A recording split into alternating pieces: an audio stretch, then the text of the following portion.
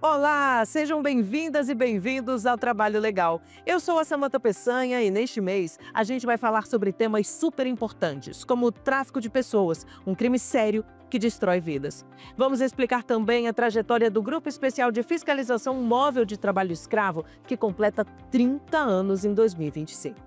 E também os riscos da pejotização irrestrita, que podem afetar os direitos de muitos trabalhadores no Brasil. Tem roda de conversa sobre os avanços e desafios da inserção de pessoas com deficiência no mercado de trabalho. E no nosso Fala Trabalhador, vamos responder a uma dúvida que muita gente tem. A CLT precisa ser atualizada? Será? Tem muita coisa boa no programa de hoje, então fica com a gente, porque o Trabalho Legal começa agora.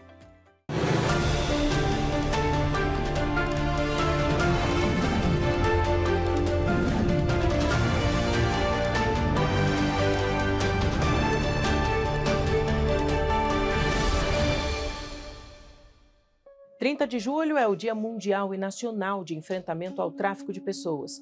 E o MPT atua nesse tema em parceria com várias instituições, como o Ministério da Justiça, a Polícia Federal e o Ministério dos Direitos Humanos. Na matéria que você vai ver agora, vamos explicar o que é o tráfico de pessoas, os tipos que existem e como o MPT atua no combate ao tráfico para fins de trabalho semelhante à escravidão. E em momento nenhum ela nunca me deu R$ 1 lá.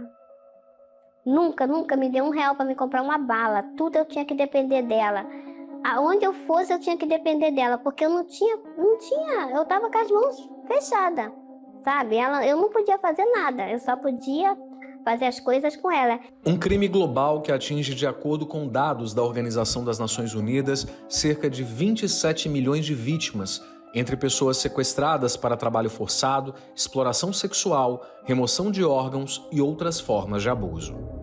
E a realidade, que parece tão distante ou mesmo coisa de novela, está mais próxima do que se imagina. Nós temos acompanhado casos de brasileiros, de pessoas do Rio de Janeiro, que saem do Rio de Janeiro com proposta de trabalho para outros países, né, da Ásia e da Europa principalmente, achando que vão conseguir juntar um dinheiro, né, para melhorar de vida, para mandar para a família aqui no Brasil, mas quando chegam lá, eles encontram jornadas exaustivas, privação de liberdade, mais condições de alimentação, de higiene, várias formas de violência. E esses são alguns dos casos que a gente acompanha, mas não são a totalidade dos casos de tráfico de pessoas. Uma boa parte deles é formado pelo tráfico interno. Pessoas que nós acompanhamos que foram vítimas de tráfico de pessoas para fins de trabalho escravo dentro do Brasil, que são brasileiros. É preciso estar atento a promessas tentadoras, tomar cuidados. Uma outra coisa que a gente percebe muito é que a maioria das pessoas que a gente atende, como eu estou falando, eu estou há pouco tempo no projeto, mas são pessoas que quem aliciou e que chamaram para essas vagas eram pessoas próximas, conhecido de conhecida, pessoas que tinham uma proximidade, não eram pessoas, na maioria das vezes, que não conheciam. Esse foi o caso da Renata, como vamos chamar nossa entrevistada. Ela foi convidada por uma pessoa próxima para ir trabalhar em um restaurante em outro país, mas chegando lá, tudo era diferente. E de repente, né, eu me vi numa situação muito diferente da realidade do que eu fui buscar. Né? Então, hoje, nós temos que ficar atento, né, a não cair mais nesses golpes, né, nessa situação, né? Porque o que me marcou mais assim, que ela virou para mim e eu falei para ela que eu estava muito cansada e ela virou para mim e falou, mas você não veio aqui para se divertir? De acordo com a Coordenadoria Nacional de Erradicação do Trabalho Escravo do MPT, em 2025 foram realizadas 70 forças-tarefas pelo Ministério Público do Trabalho e instituições parceiras. De janeiro a junho deste ano, foram abertos 134 procedimentos para investigar casos de tráfico de pessoas em todo o país. O Ministério Público do Trabalho atua especialmente no combate ao tráfico de pessoas para fins de trabalho escravo, exploração sexual e trabalho infantil.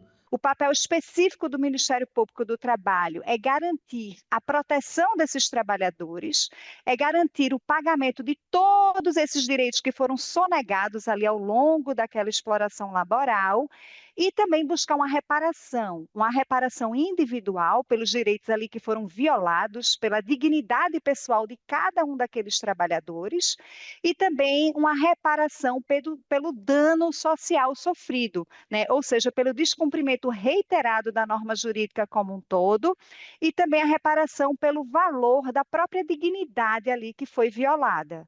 Além dessa assistência, a vítima recebe 3 parcelas do seguro-desemprego. É encaminhada para inscrição no Cade Único, onde vai receber acesso a benefícios sociais, e também será encaminhada para o CRAS, para o CREAS, para o Sistema Único de Assistência Social e para o Sistema Único de Saúde, caso seja necessária alguma medida urgente. Projetos que o MPT e instituições parceiras desenvolvem também são acionados. Um exemplo é o Ação Integrada, onde conhecemos a Renata. Ela conta que é preciso falar sobre o assunto para que toda a sociedade esteja bem informada. É preciso estar atento. Porque, assim, a gente não pode deixar acontecer. A gente tendo agora o conhecimento, a gente não vai deixar mais isso acontecer, né? Porque temos que ficar atento a qualquer proposta que vier. Como vimos, o tráfico de pessoas está ligado ao trabalho escravo. E para combater o trabalho semelhante à escravidão, o Grupo Especial de Fiscalização Móvel do Trabalho Escravo, que completa 30 anos em 2025, atua com apoio de instituições como o MPT, a Polícia Federal e o Ministério Público Federal. Vamos entender agora como funciona o trabalho dessa força-tarefa, que já resgatou mais de 66 mil trabalhadores até o momento no Brasil. Há 30 anos, o Brasil dava início a uma das ações mais importantes no combate ao trabalho escravo moderno. Eu considero que foi uma inovação que deu certo e um marco no combate ao trabalho escravo. Até a criação do Grupo Móvel, o Estado agia de forma assim, muito tímida quando agia, né? O Grupo Especial de Fiscalização Móvel foi criado em 1995. É uma força-tarefa que reúne diferentes instituições para combater o trabalho escravo no Brasil. As operações são feitas de forma sigilosa e integrada para identificar e resgatar trabalhadores submetidos a condições degradantes ou jornadas exaustivas. A atuação integrada é um dos pontos centrais do grupo. Enquanto os auditores fiscais são responsáveis por identificar as irregularidades, outras instituições garantem a segurança, os direitos e o acolhimento das vítimas. A gente integra o Grupo Especial de Fiscalização Móvel, garantindo a fiscalização e a segurança dos integrantes. A gente promove tanto a segurança do comboio até chegar ao local da propriedade. A gente garante também a correta localização dessas propriedades e a incursão na propriedade a ser fiscalizada. As operações são realizadas em áreas rurais e urbanas, onde os trabalhadores vivem sem acesso à água potável, comida ou até banheiro. Situações de vulnerabilidade extrema que ainda surpreendem as equipes de fiscalização. Várias vezes a gente se depara com situações que o ser humano, assim, a gente não imagina que vai encontrar um ser humano naquela situação e por várias vezes, não são raras, a gente encontra sim. Situações degradantes que a gente não imagina ninguém, né, passando por isso.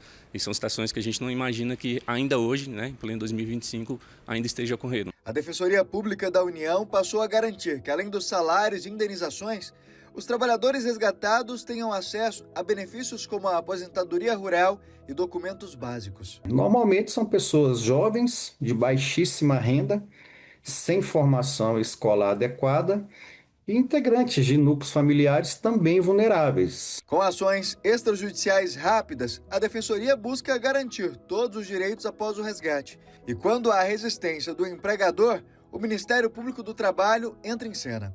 Uma delas é a ação cautelar, quando, por exemplo, o empregador ele deixa de assegurar os direitos imediatos, assistência imediata àqueles trabalhadores, a garantia de um local de estadia até a resolução da questão, o pagamento das rescisões, o pagamento das passagens até o retorno, as passagens de retorno ao local de origem. O membro do Ministério Público do Trabalho ajuiza uma ação cautelar, uma ação pedindo uma tutela de urgência ao judiciário para que sejam constritos, né, tantos bens quanto necessário para esse pagamento e também para que essas medidas sejam asseguradas de forma emergencial. Mais de 300 trabalhadores já foram resgatados de uma única vez em uma operação.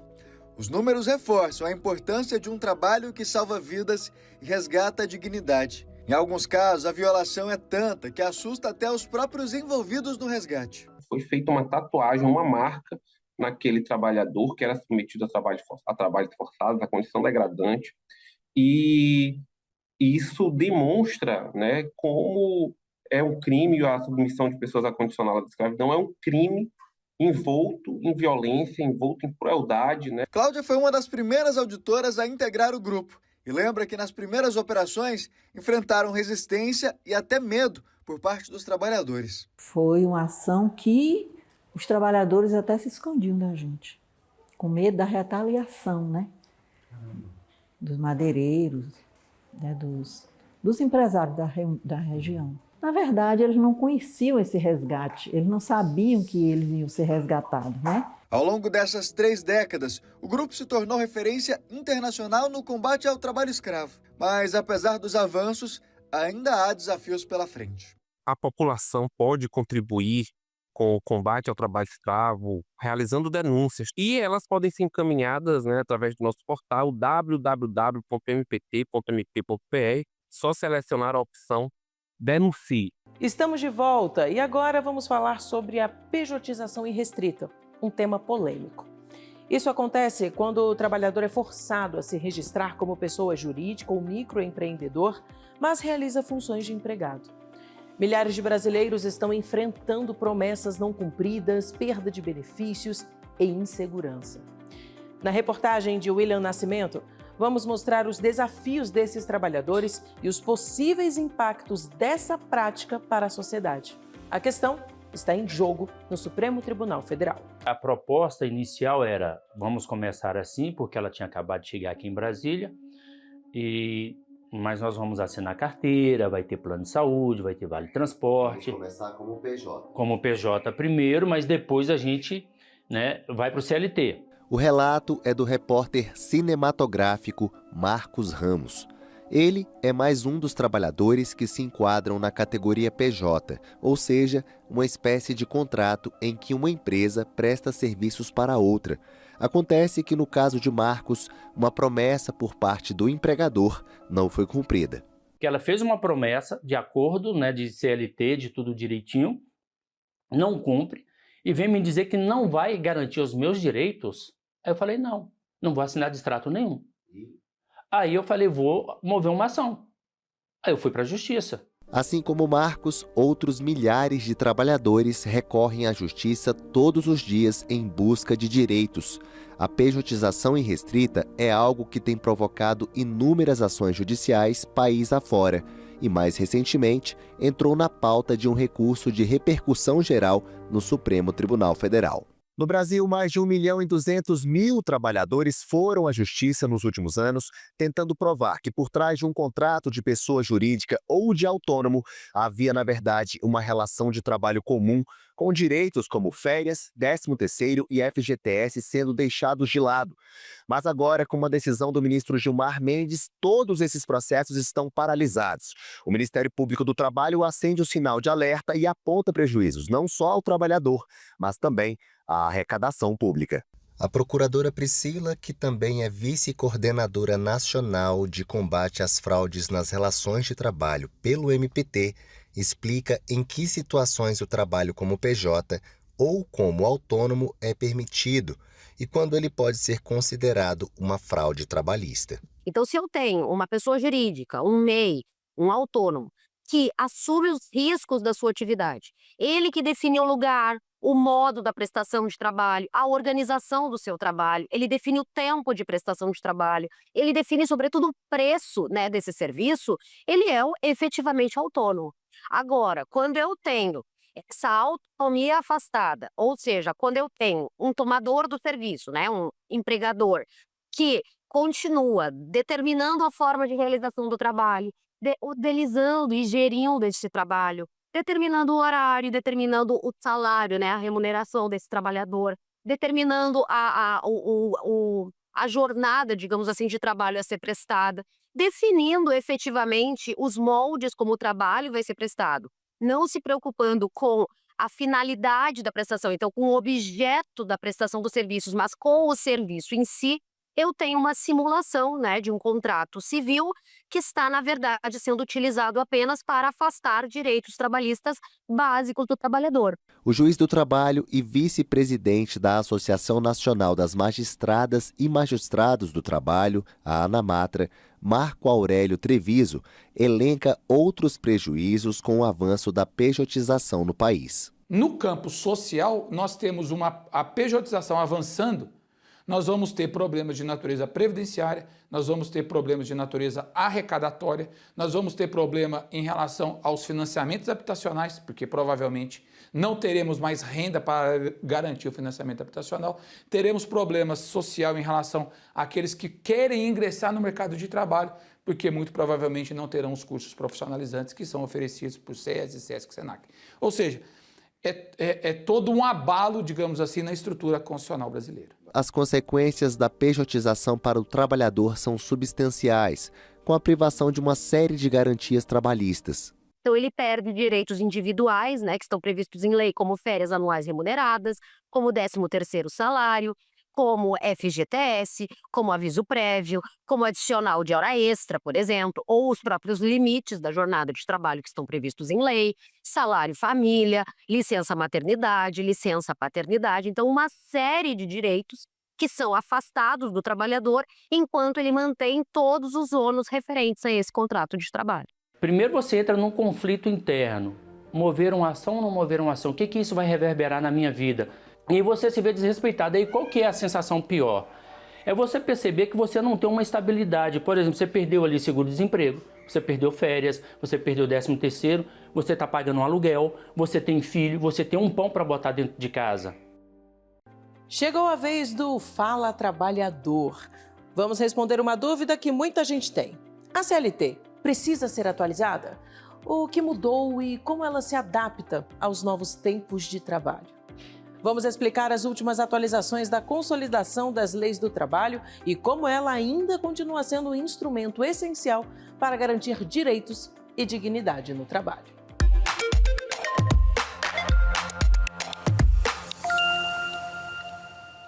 Eu gostaria muito de saber se a CLT ela é velha, se ela precisa de atualizações. A consolidação das leis do trabalho, datada de 1º de maio de 1943, tem sido uma vítima do discurso neoliberal. Ela, de fato, vem sendo apontada pelos defensores da flexibilização da legislação trabalhista como uma legislação obsoleta, arcaica. No entanto, ao longo do tempo, inúmeros dispositivos da CLT foram alterados. Qual foi a última atualização e quais novidades ela já está regulamentando? Com a reforma trabalhista de 2017, mais de 100 artigos, cerca de 200 dispositivos da CLT foram alterados.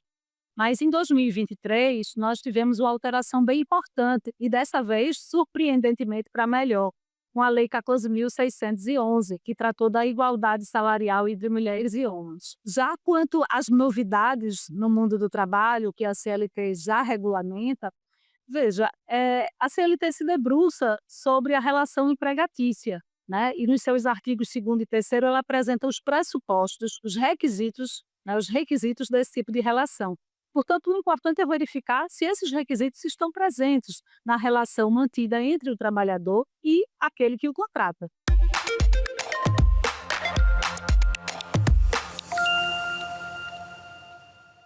Fica por aí porque daqui a pouquinho tem MPT nas redes e roda de conversa com um tema essencial: acessibilidade e inclusão. Tá imperdível. Já já a gente volta.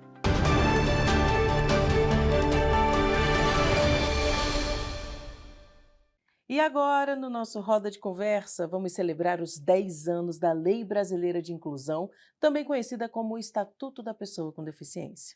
Para isso, vamos falar sobre o impacto dessa lei nesses anos todos, os desafios que ainda enfrentamos e como o MPT tem trabalhado para garantir que as pessoas com deficiência tenham as mesmas oportunidades no mercado de trabalho.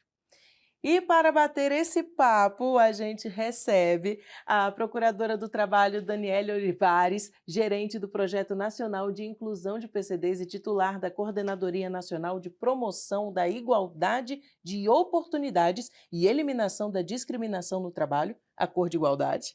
E também a Ana Paula Feminella, que é presidente do Conselho Nacional dos Direitos da Pessoa com Deficiência, CONAD, e secretária nacional dos Direitos da Pessoa com Deficiência do Ministério dos Direitos Humanos e Cidadania.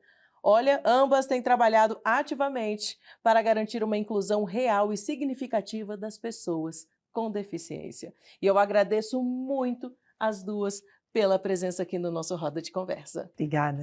Muito obrigada, Samanta. Bom, então, vamos começar já com a doutora Daniele, que após 10 anos da Lei Brasileira de Inclusão, doutora, quais são os maiores avanços em acessibilidade e inclusão no mercado de trabalho? Eu vejo que a lei ela trouxe, na verdade, um divisor de águas na questão da conceituação da pessoa com deficiência, né? Porque a partir do momento que se adota, né, que se deixa o critério médico e se adota o critério biopsicossocial, que é a interação dos impedimentos de longo prazo da pessoa com as barreiras que existem no meio, passou para a sociedade a responsabilidade pela eliminação dessas barreiras. E isso é um divisor de água muito, muito importante, porque toda a sociedade tem a responsabilidade de eliminar essas barreiras. E que barreiras são essas?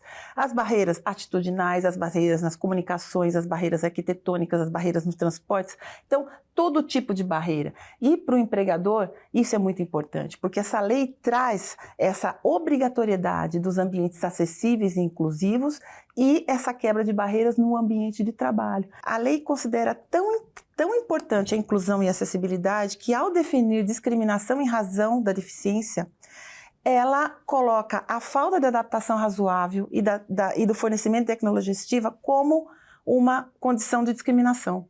E isso traz consequências jurídicas, inclusive para o empregador, porque o empregador, pela lei, é obrigado a fornecer ambientes de trabalho acessíveis e inclusivos. Então, se ele deixa de fornecer uma tecnologia assistiva ou de uma adaptação razoável, ele incorre em discriminação em razão da deficiência. E aí ele está sujeito às penalidades da Lei 9.029 de 95, que é a aplicação de multa administrativa e da proibição de contratar financiamentos com bancos públicos, por exemplo. A lei, é claro, de estar sujeita a um dano moral individual daquele trabalhador lesado e um dano moral coletivo numa ação civil pública do Ministério Público do Trabalho. E nós temos 10 anos de lei, mas ainda enfrentamos desafios, não é, Ana Paula, para implementar plenamente a Lei Brasileira de Inclusão. A gente fala que a convivência é a chave da inclusão.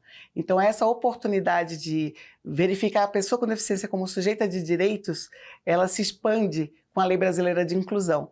Claro que temos muitos os desafios, a gente tem aí, né, eu acho que a gente vai conversar mais sobre isso, mas é realmente algo a se celebrar. A Lei Brasileira de Inclusão é motivo de celebração e precisa ser ainda defendida e amplificada para garantir, além do acesso ao trabalho, as condições dignas de trabalho. E muitas vezes se fala no mito da falta de capacitação das pessoas com deficiência, e eu digo mito porque muitas vezes é a empresa, é o empregador que não tem ainda capacitação suficiente para saber como incluir uma pessoa com deficiência. Acho que a lei, ela trouxe essa discussão da questão da acessibilidade, né?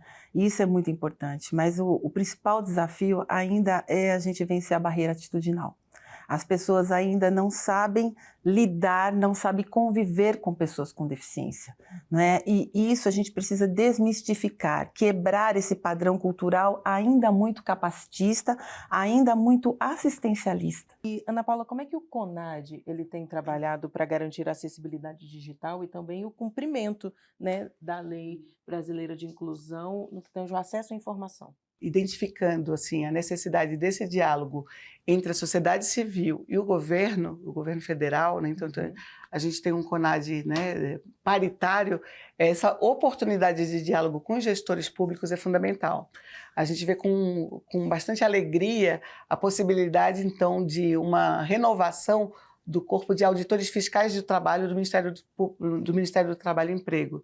Então, ampliar a fiscalização é fundamental, porque 90% dos empregos das pessoas com deficiência no Brasil são ainda daqueles que têm a obrigação de fazer, de viabilizar, né, de cumprir a lei de cotas. E aí, como é que a inclusão digital pode fortalecer a Lei Brasileira de Inclusão e quais os maiores desafios também para garantir o acesso igualitário e eliminar a discriminação no trabalho? Muito se fala sobre isso, né? E a questão da linguagem, você traduzir, por exemplo, os direitos fundamentais, né, o que está na legislação numa linguagem simples. E isso o PCD Legal traz como um norte, que tem lá toda a legislação, né, de proteção da pessoa com deficiência, né, toda a legislação nossa protetiva, que aliás no Brasil a gente tem um arcabouço bastante consistente, né, em relação à proteção desses direitos, mas traduzido numa linguagem simples, né, para qualquer cidadão poder acessar e entender o conteúdo do que está ali naquelas leis. Então,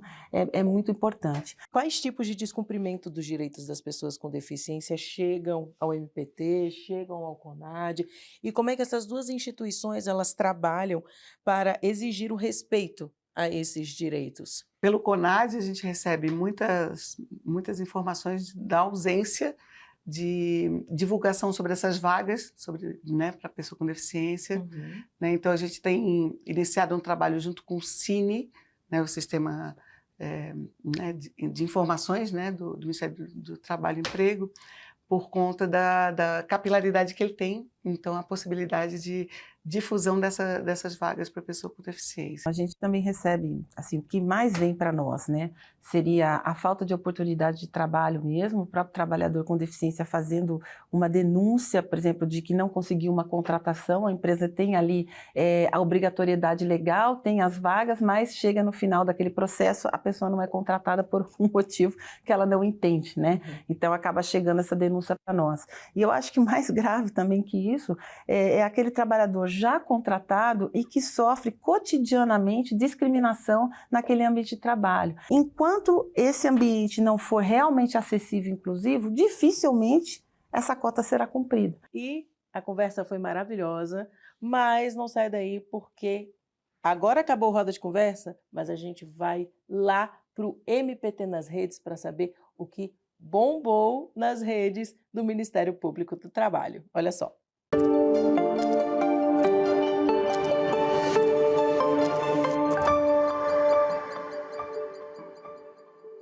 E agora vamos ver o que rolou nas redes do MPT nesse mês.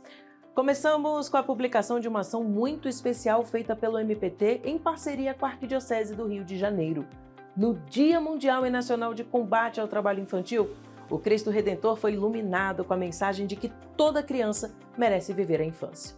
A postagem dessa ação gerou grande engajamento, alcançando quase 108 mil visualizações e cerca de 4.500 interações. O monumento simbolizou a luta contra essa grave violação de direitos com a hashtag Chega de Trabalho Infantil. Falamos sobre os riscos da pejotização irrestrita aqui no programa e esse assunto também bombou nas redes com um vídeo que teve mais de 800 compartilhamentos. Procuradores do MPT alertam sobre as consequências de transformar trabalhadores em PJs. Com mais de 54 mil visualizações e aproximadamente 3.300 interações, podemos dizer que a postagem abriu o debate sobre a precarização dos direitos trabalhistas, não é mesmo? E o assunto rendeu tanto que dias depois o MPT publicou um artigo em formato de carrossel alertando sobre o risco que é transformar o trabalhador em empresa e como a pejotização pode pôr fim a um debate importante que cresceu nos últimos tempos, que é o fim da escala 6x1.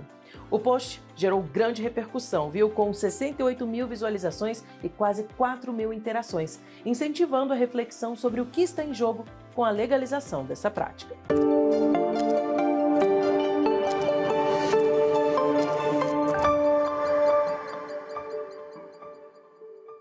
E assim a gente encerra mais uma edição do Trabalho Legal. Muito obrigada pela sua companhia. Para continuar acompanhando tudo que o MPT está fazendo pelo Brasil, é só acessar nossas redes sociais e o portal. Nos vemos no próximo mês. Tchau!